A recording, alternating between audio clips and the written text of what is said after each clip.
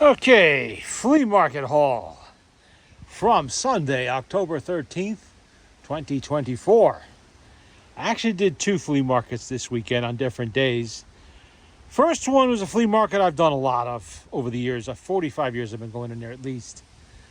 And this is the worst haul I ever had out of it. One book. I bought a book, an old cowboy book, the 20s, for $4. That was it. Everything else was priced so sky high, I felt like I was actually in New York City, maybe.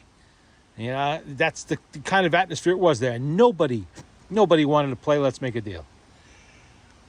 Yesterday's flea market, on the other hand, was exactly the opposite. It was definitely Let's Make a Deal day, sometimes before I even opened my mouth to suggest it. All right, we got all kinds of stuff here. Let's start with this oddball item here, which actually had identified. A friend of mine identified this for me. It's is this a 520? I think this is, I forget what model this is. Little stove, little camp stove. It's dated 1977. Did not know what this was. This device it actually clamps on top of there. You see it with the little side clamps. It's a heater. I didn't know. I thought this might be, maybe you put something to bake in there or keep your tea warm, whatever. It kind of does look like that, but it's actually a heater. It turns this little stove into a heater. Does this say the model? Is it the 520C Coleman? They always say somewhere, except on this one. Coleman, I think it's the 520. I looked it up, and I have forgotten what the number was. Oh, 502. There it is. Duh. Right there, 502. So that was kind of a good find. It only cost me $10. And I only bought it because I didn't know what this was. They had it on there. See if I can reattach that without making a mess. Let's see, it goes. You know what? See how it lines up there? Let's see if I can get this to clip on. There we go. That's one side. Not quite. There we go. And now the other.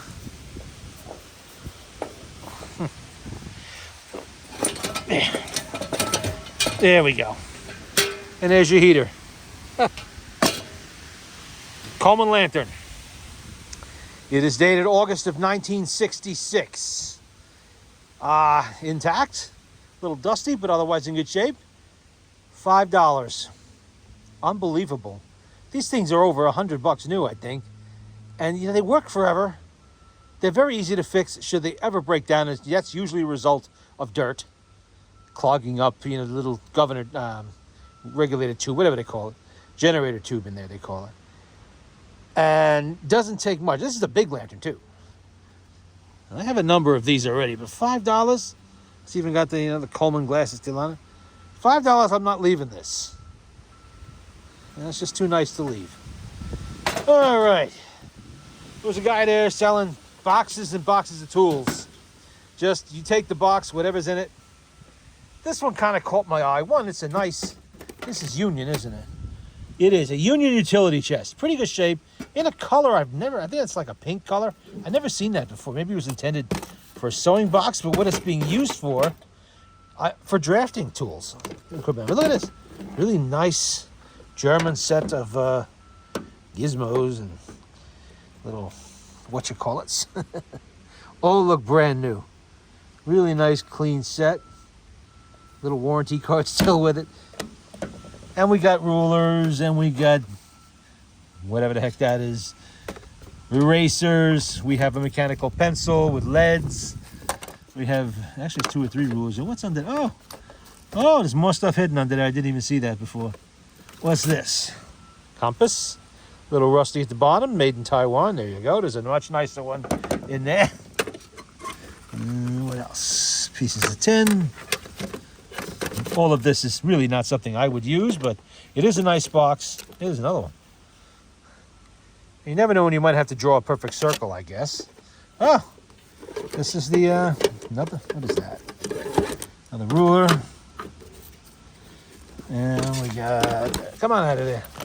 That is the box that goes on this, on the drafting tools there. We have a glow-in-the-dark, almost Somebody paid $3.65 for this somewhere. A couple of them in there. Yeah, I really don't have use for these tools, and I'll probably put them on Marketplace eventually and repurpose the box. What's this? India ink. Oh boy. That'll make a mess. You gotta be careful with that. Pencils, another one of those things. Come on, out of there. Why are they stuck? It's like it's glued in there somehow. Oh, yeah, something spilled on it. Luckily, it didn't go past the plastic. Instructions for using lettering angle. Oh, it's a lettering angle. Okay, it's a lettering angle. Whatever that is. We have a piece of carpet. Don't know why that's there. We have a semicircular protractor. I guess it's in there. Yeah, it is. It's in there. We have Rubberway, otherwise known as an eraser, I guess. Rags, another pencil. Oh, a stink bug. What are you doing in there, stink bug? You're lucky I looked. You'd have been in there for a long time. Whole wad of pencils. Oh, we're starting to get a little bit crooked here.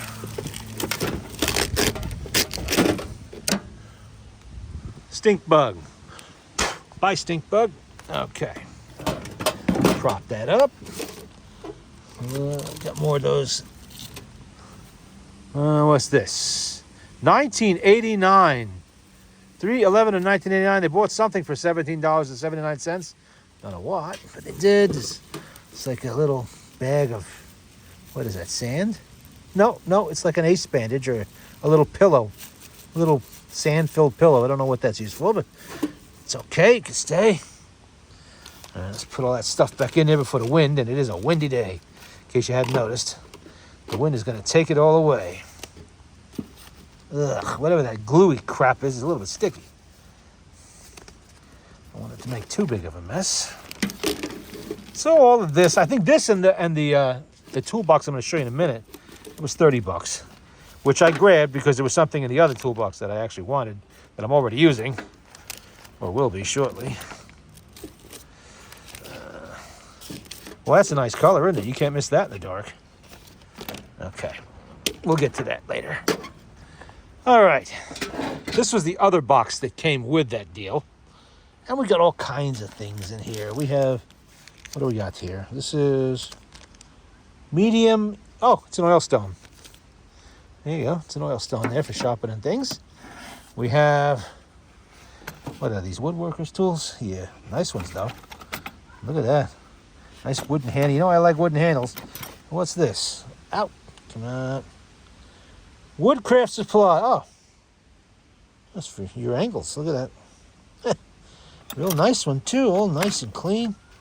Some instructions in there with it. Okay, we'll leave that there. We have, I don't know what that's for, but looks nice. And it's definitely usable for something. I don't know if that's homemade or purpose made. Either way, I guess. Strikers are always good to have. Pop and tacks. We've got some nails. We've got a leaf that doesn't belong there. Okay, needle nose. Who made you? Unknown. So we'll assume Taiwan. Looks like they're a set. Oh. ESD safe. Made in USA. I'm sorry. That still says on it, made in USA. Okay. That's USA, whatever it is. And this one, ESD safe. Oh, Exolite. Exolite made it. Okay. Exolite USA. That's good. Forceps. What's this? Side cutters. Not like I don't have 42,000 pairs of those, but now I got 42,001. Nice brand new door hinge. Big, oh, look at that. Who made you? Made in USA. Patented 1922. I'll bet Frank Mossberg and Son probably have made that. For one of their automotive kits. Little screwdriver. We have a cheap little China-made adjustable. Electrical stuff. Hook. What's this? Craftsman. Look at that, we got Craftsman. Never know what you're going to find in these boxes. Some cheap. Oh, we got one razor blade left. Could use it. That kind of looks like Klein, but I don't think it is. Who made you? Pittsburgh Forge. That's Harbor Freight. Tiny little pair of vice grips. Well, no, these are not vice grips. I'm sorry. This is China. And we have the mate to that hinge. That'll get used somewhere for something at some time. Don't know where exactly, but never throw stuff like that out because you never know when you're going to need it. All right. And under here, we got a bunch more junk. We have a little baby vise. Most of these are made in Taiwan, but no. This one is made in USA. Huh. That's unusual. Don't see that too often with these little things. Looks like it's in pretty good shape. Little jeweler's vise there, I guess that would be. Okay. Look at this.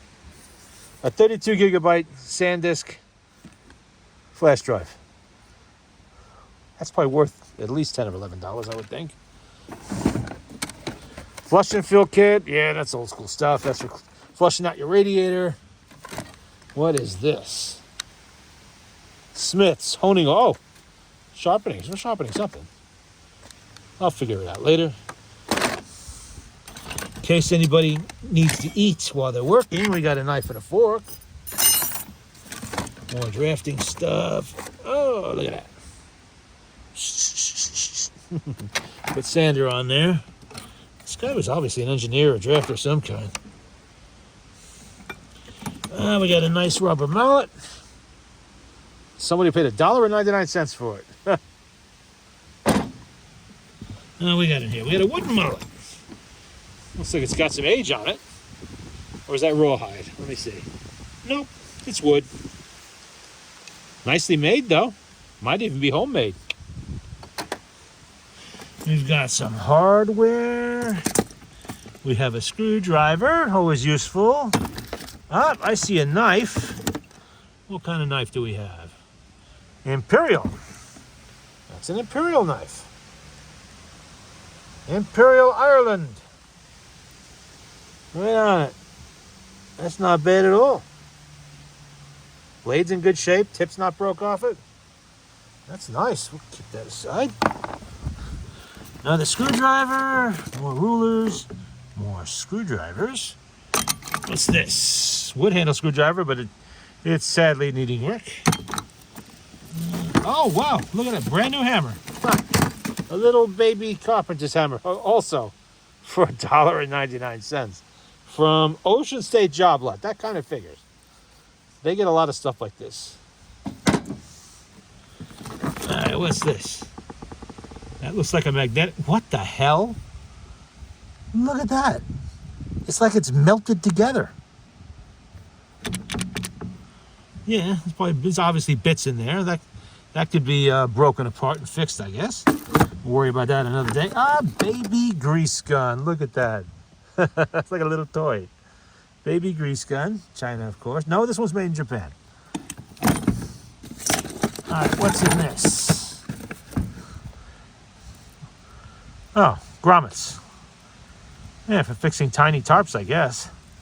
That's awfully small. That looks like it came off roller skates. Oh, what do we got here? Razor knife still in the package. Utility knife. $2.88 at Ocean State Job. Nice color.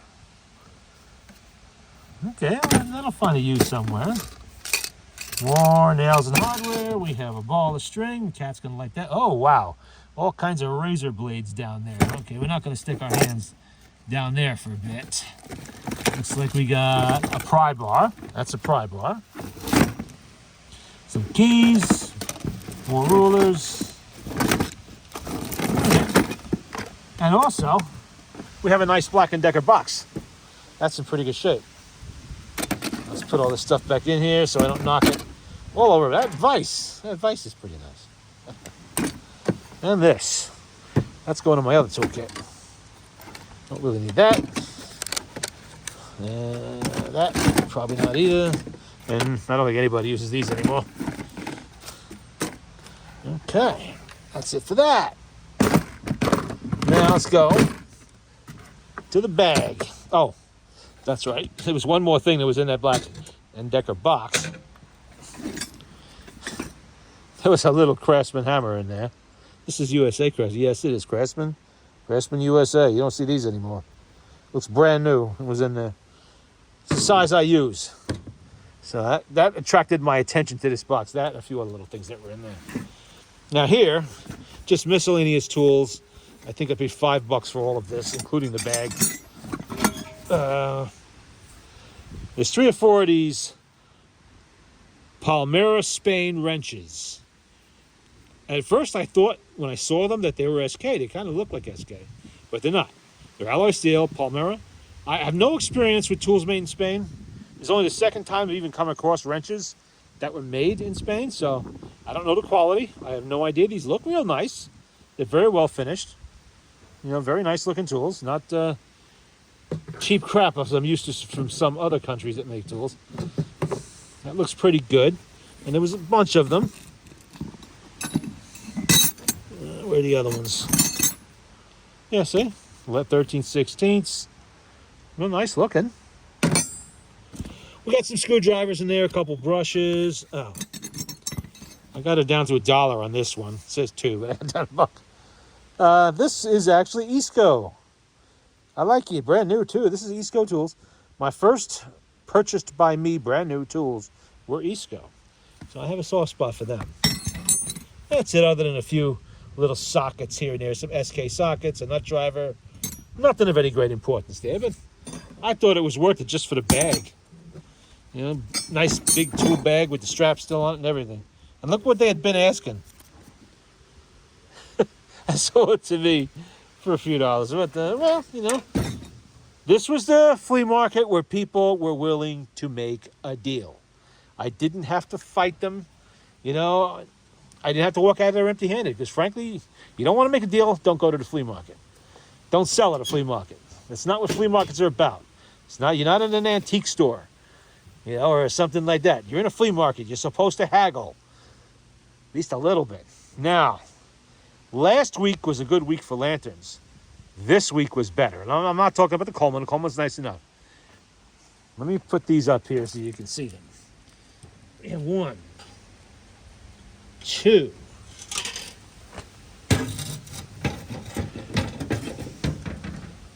3, 4.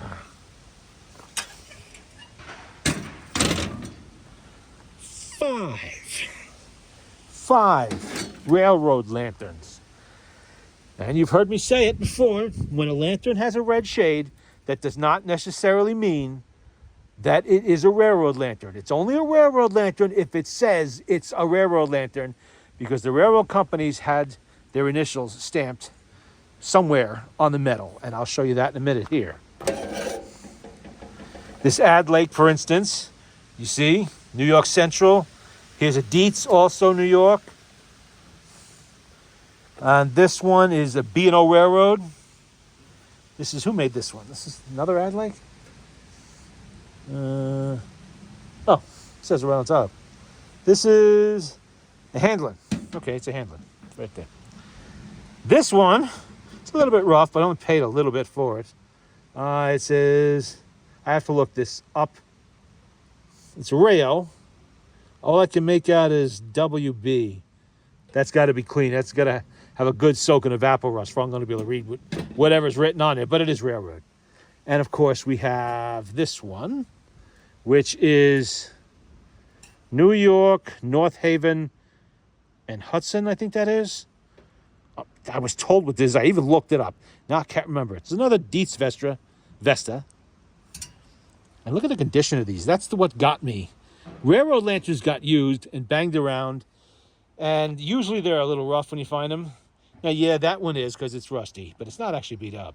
This one's been painted, which is unfortunate, but I can take the paint off. That's why they made paint stripper. These 3, look at the condition of them.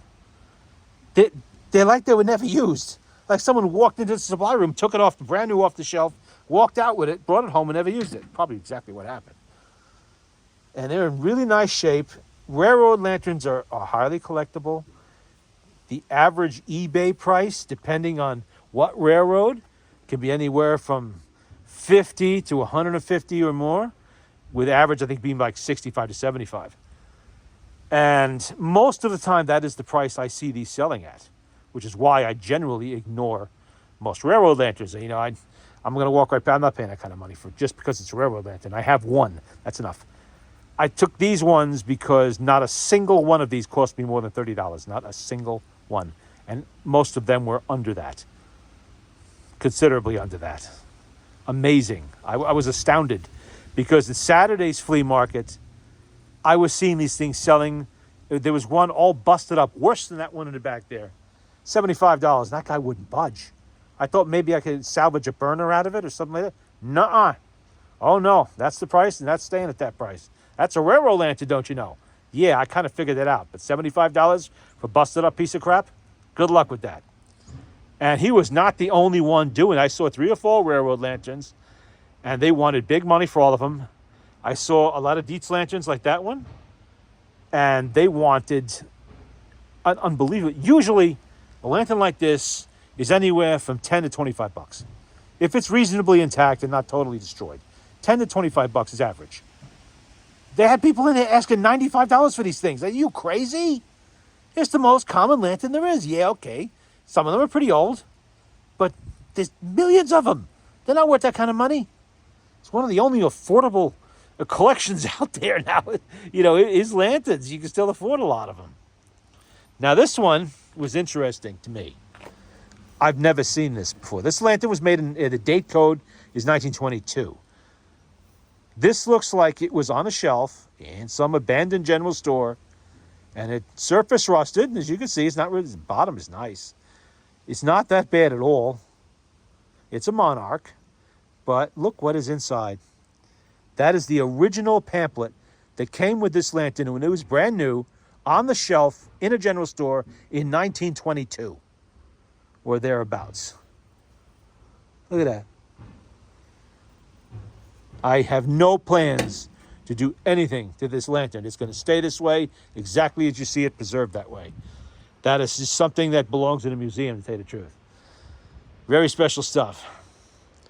That was it. There was what other there were a couple of other lanterns, but I actually sold them before I got home. So I was delivering a lantern to somebody who was on the way, and they saw the other lanterns I had. They had to have, it was a Blizzard, a large Dietz Blizzard. They're not that uncommon. I think it was 1918. I sold that one, and somewhere, because I don't remember where I put it, I have a brand new, unissued, never used, made in England, Dietz knockoff. Looks like this, but it's painted blue. It says made in England. That's kind of an unusual find for me. I'd never seen a tin press lantern made in England in this country. I'm sure in the UK they're all over the place. Over here, not so common. Because they had to compete with Dietz, who cornered the market on these types of lanterns. I mean, they literally absorbed every other manufacturer out there sooner or later. I think Embry was probably about the last in the 1950s that was drawn into the Dietz circle, and then eliminated a couple years later. The name disappears. The old Air Pilot.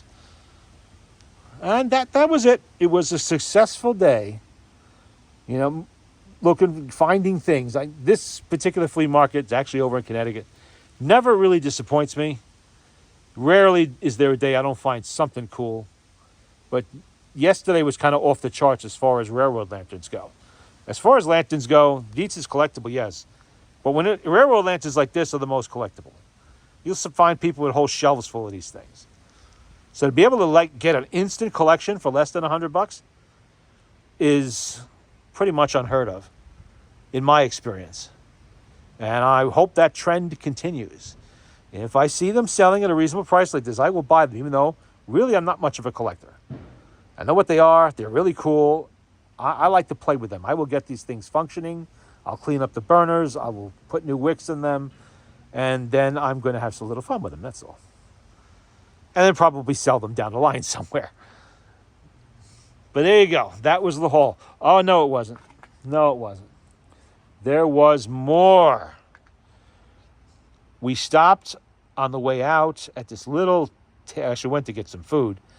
And on the way out of that, we saw a little sign that said tag sale in a strip mall. I said, what kind of a tag sale is in a strip mall? So we drove in there, and there was a store open way in the end. And apparently this store was actually a coin and stamp store. They were having a little tag sale in the parking lot. And I saw a box of 78 RPM records. I thumbed through it. Pretty clean records. They all seem to be swing era, 1935 to 55 to 50, right in there. World War II era, basically. You know who I'm talking about. Benny Goodman, Glenn Miller, Sammy Kaye, all of those guys. And they're pretty clean is what got me. They weren't all messed up and scratched and dirty. So I asked, what do you want for the box? And he goes, do $15? I said, yeah, I'll do $15 for that. So you got any more? Hold on, I'll ask my dad. Guy runs inside. Hold on, Dad says he thinks he has some more. Well, how many boxes and albums later? Let's go take a look. Because it almost collapsed the springs in a Toyota Camry we were driving.